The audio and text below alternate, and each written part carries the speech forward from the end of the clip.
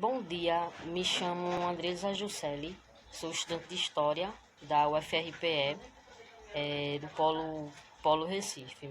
Meu tema de apresentação é Necropolítica e Racismo Ambiental, o território como sentença, uma análise do poder sobre a vida e a morte nos espaços racializados, a partir de Achei Mambembe e André Luiz de Souza Figueira.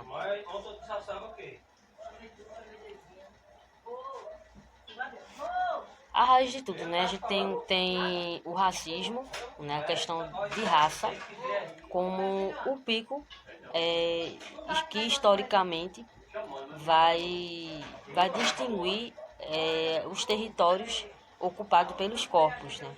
Então, a gente tem como exemplo em Roma essa distinção dos povos não romanos a partir do termo bárbaro, né? Pessoas que não têm a mesma cor de pele, mesmo cor dos olhos, não têm a mesma língua, e aí são vistos como bárbaros por não ter lei, por não ter essa questão da civilização, em termos usado aqui entre aspas. Então, raça no biológico, ele foi criado para distinguir as espécies de animais e vegetais. Okay? E o termo raça biologicamente não existe, né? Mas historicamente a raça social, né, é utilizado como fonte de segregação espaço social também. Então, isso daí vai determinar o avanço de potências imperialistas no século XIX, sobre a corrida na África, sobre a colonização das Américas, utilizando o darwinismo, né, essa questão da evolução das espécies, conceitos como o mito comítico, dizendo que o negro são descendentes de Cã e por isso a escravidão seria essencial para civilizá-los, mas isso aí vai ser utilizado como um subterfúgio para poder ter esse processo da própria colonização. E aí essa distinção, né, de indivíduos a partir da cor da pele, a partir de locais de habitações, vai criar essa estrutura social de segregação, de inferioridade ao longo da história, né? Aqui mesmo, no século XIX, o racismo científico era estudado pela ciência, pela medicina e por órgãos também de fiscalização e controle, que no caso aqui é a polícia. Lilian Schwartz, no espetáculo das raças, ela pontua muito bem isso. E a partir daí se delimita os espaços que os corpos negros vão acessar, né? Que vai ter essa questão do controle também do espaço. E esse racismo ambiental que vai ser a negação da cidadania e a biopolítica entre marcas, né? Então você vai ter essa questão também da colonialidade, né? Você vai ter a história do Brasil moldada a partir desse processo de 388 anos de escravidão.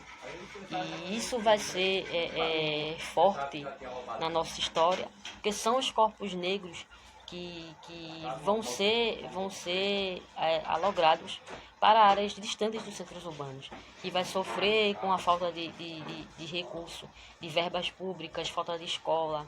Então, são pontos bem importantes. Então, a espacialidade, né, desse racismo, o corpo negro, ele é uma fronteira, né, de invisíveis e ao mesmo tempo visíveis, porque ao ver o corpo negro ele traz insígnias, né? Ele traz essa marca. E aí né, o poder público, como também essa divisão entre classes, percebe-se que são áreas, né, que é onde o poder público deixa a desejar, mas que delimita essa área de acesso, porque historicamente o negro, mesmo depois da Lei Áurea e da proclamação da República, eles não foram inseridos na sociedade eles foram cada vez levados para áreas mais distantes dos centros urbanos.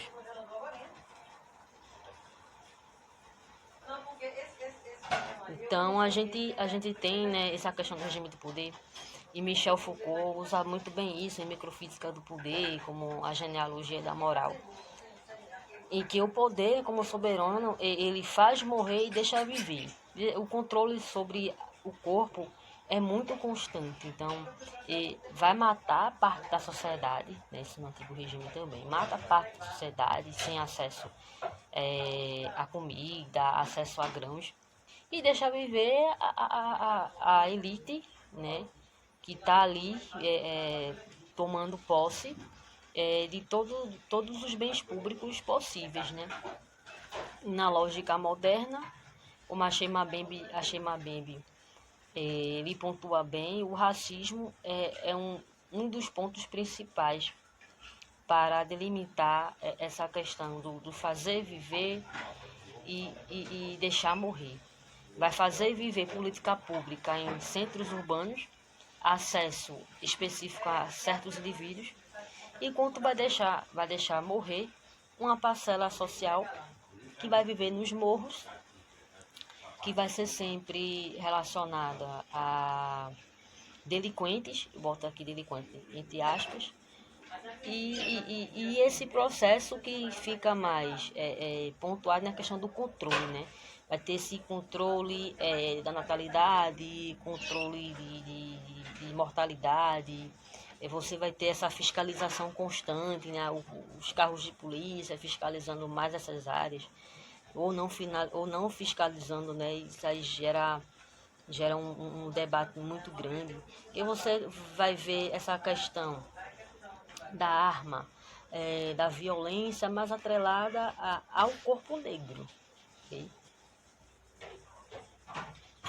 Então, o biopoder, você vai ver essa questão dos cálculos, né? Você vai ter esse controle sobre a disciplina dos corpos, a regulamentação da população, você ter essa questão do controle. Então, aí a gente pensa nessa questão da emergência da necropolítica, né? Você tem essa questão do biopoder, a ocupação do território de forma desigual, que o racismo, né, a questão da cor da pele, ela vai se delimitar também na ocupação do território, e sendo como uma violação dos direitos sociais, né, que é o direito a ter acesso a ambientes ecologicamente adaptados, ecologicamente né, bem acessível para todos, que é o artigo 225 da Constituição Federal Brasileira. Então, a gente tem a escravidão como um dos focos principais, né? A principais manifestação da biopolítica, essa questão do protection, o espaço de exceção. Você vai ter o negro na senzala. Ele não vai ocupar o mesmo espaço que o homem branco, né, o dono de engenho. Então você vai ter essa segregação do espaço e a perda do direito em relação ao corpo, né, porque o negro ele era considerado propriedade privada. E aí todas as mazelas, todos os males relacionados a eles e ao ambiente que eles tinham acesso. Então tem um limite, né, nessa questão da necropolítica e o espaço, que a imagem deixa bem assim clara, né? Você tem um acesso de um espaço ecologicamente equilibrado, do outro não. Você tem desastres, alagamentos, deslizamentos, doenças, enfim. Situação que delimita a falta de apoio e a falta de compromisso do Estado moderno em relação a esse espaço aí. Se você for pensar na região metropolitana do Recife, nos anos 80, um período mais acentuado de alagamento, as áreas que eram consideradas áreas rurais, como Olinda, Camaragibe, entre outras, sentiram o impacto das chuvas de forma mais potente. E quem ajudou essas pessoas? A não ser o próprio pobre ajudando o próprio pobre. E o poder público deixando a desejar a esse quesito. Então aí quando a gente fala do racismo ambiental, ele é um conceito do século XX, ele foi criado a partir do movimento negro norte-americano, né? A gente teve Martin Luther King lutando por direitos de acesso a ambientes, acesso à saúde. Então isso vai despertar interesse e debate em todo mundo. Intelectuais vão debater esse tema, né? Robert Bullard, ele é um dos precursores, né, responsável por debater, né, o conceito de racismo ambiental. Racismo ambiental que ele é objeto do estudo da ecologia, né, que vai debater, né, e pesquisar sobre essas disputas e conflitos socioambientais em territórios que majoritariamente são habitados por negros, afro-brasileiros, né? Indígenas, imigrantes, áreas que sofrem pela falta de acesso a esses direitos sociais, à saúde, escolas e uma infinidade de coisas, né? E o Estado, muitas vezes, atrelado a essa questão da industrialização, né? Os estaleiros comerciais vai investir em espaços, enquanto outros não vai ter esse investimento e muitas vezes sofrem impactos ambientais causados por essas indústrias, né? Então a gente tem chuva ácida, por exemplo, na Amazônia a gente tem a poluição causada por mercúrio, que vem dos garimpos ilegais. Então é um processo bem, bem complexo.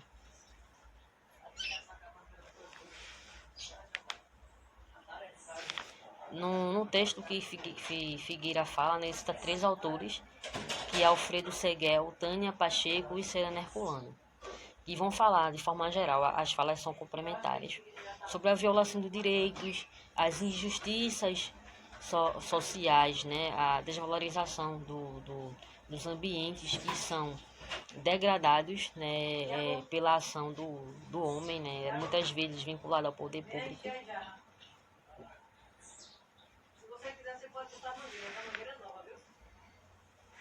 Então essa pirâmide aqui, ela é bem sugestiva. Que a gente tem na base, né, a questão da raça social, né, pessoas que vão acessar esses ambientes que não vai receber esse recurso do Estado, pessoas que têm a pigmentação de pele escura, né, que historicamente sofreram com o processo de abolição da escravatura e que continuaram sofrendo ao longo da história. Então é algo estrutural, né? Lá em cima, no topo da pirâmide, a qualidade de vida distante, né? A questão do acesso ao território distante. Né? Pessoas negras que acessam centros urbanos se sentem fiscalizadas o tempo todo. E tem sempre essa questão de ter alguém olhando, de considerar como delinquente. Então é algo bem acentuado. Né?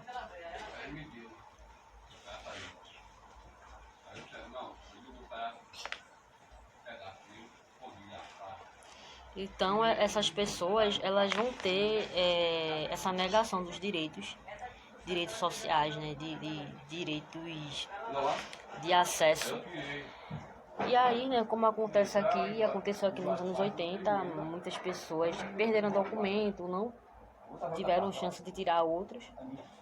E isso é bem acentuado, né? Quando tem época de cheia, das fortes chuvas aqui, deslizamento.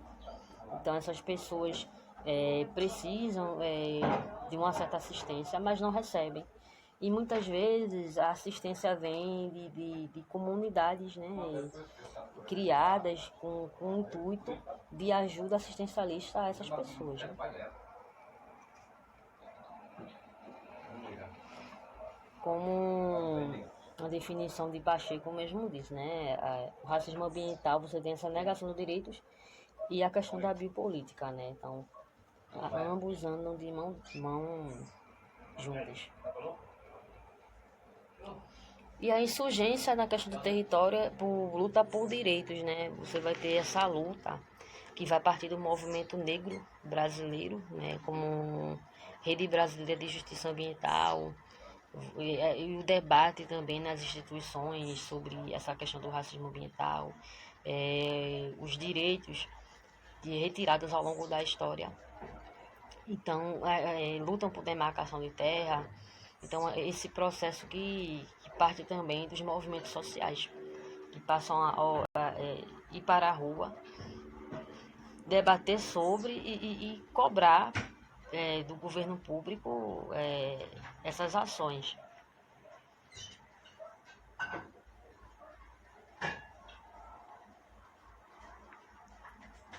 E aí, né, a gente tem o Estado biopolítico, né, que vai agir sobre o território, gerando essa negação da cidadania, e a ocupação desigual do território, que é o racismo ambiental, que vai ter como marca o corpo negro, né?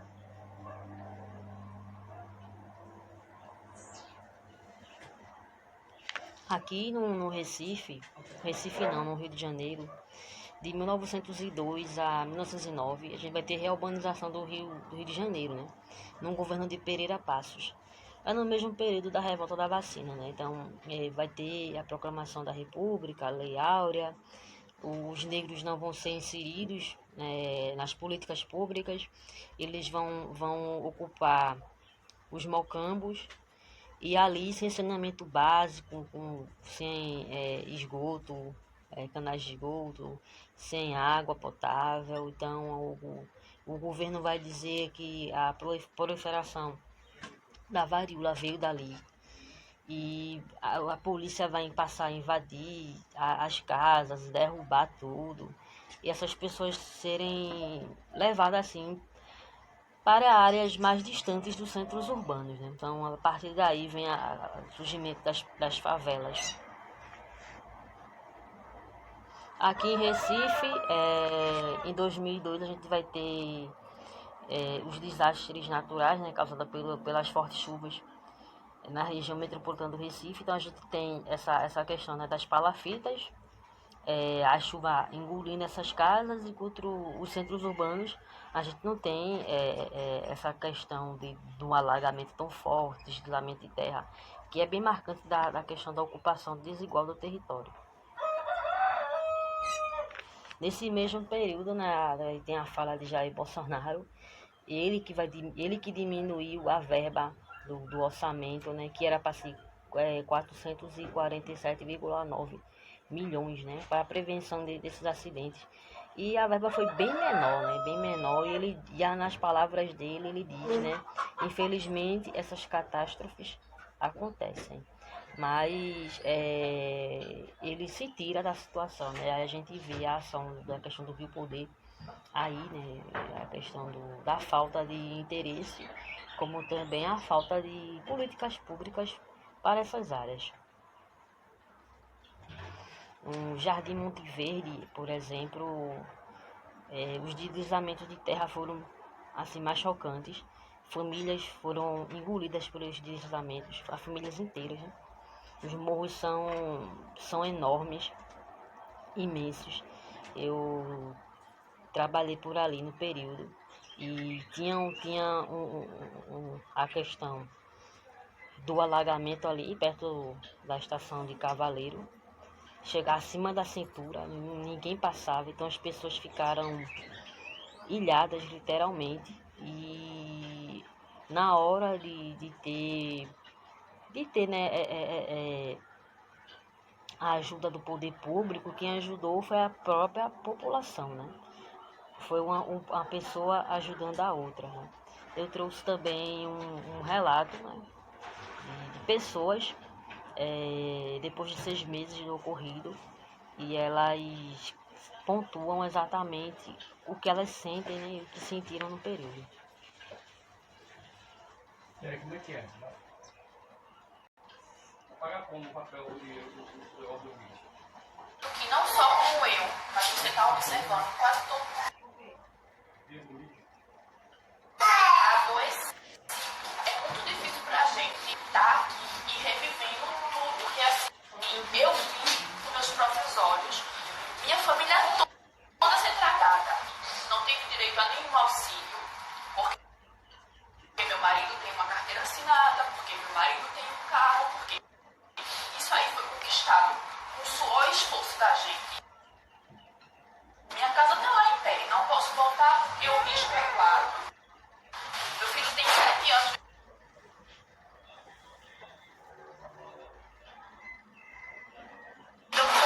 Daquela cena comigo, não quer voltar. O governo hoje, o poder público hoje, poderia me dar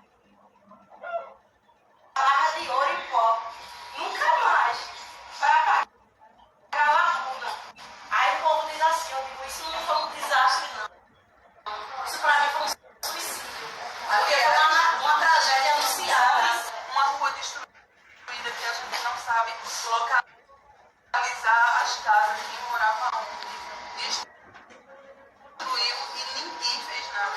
Quer dizer, daqui a 6 meses ninguém lembra mais, daqui a 1 ano ninguém lembra mais, as vidas se foi e quem perdeu os parentes para morrer nos corpos.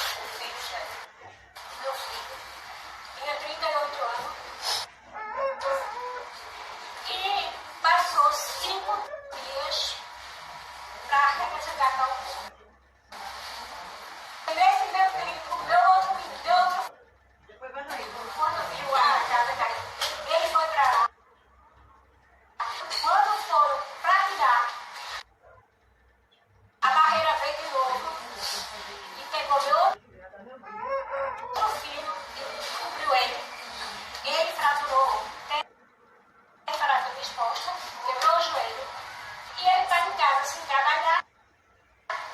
E até agora, as prefeituras, o que fizeram por nós? Cadastros e mais cadastros. Só agora não fazem nada de nada. O meu outro filho tem uma casa na barreira, está pendurada lá. Saiu de casa porque ele quis sair de casa, porque a qualquer momento a casa dele vai descer. E não recebeu nem auxílio moradia, nem auxílio chuva, nem nada. E é um descaso total, porque as prefeituras têm conosco.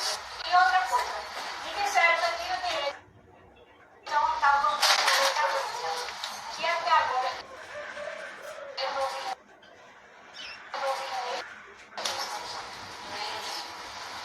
nem sei se vou ter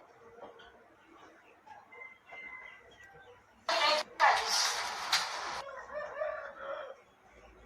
A reportagem de Raíssa Ebrahim, 6 meses depois do desastre, a imagem que está do lado foi exatamente sobre isso. Ambiental, Solanívia Política, de Figueira, Microfísica do Poder, Michel Foucault e a Shema Bembe, Necropolítica. Agradeço a atenção de todos. Obrigada.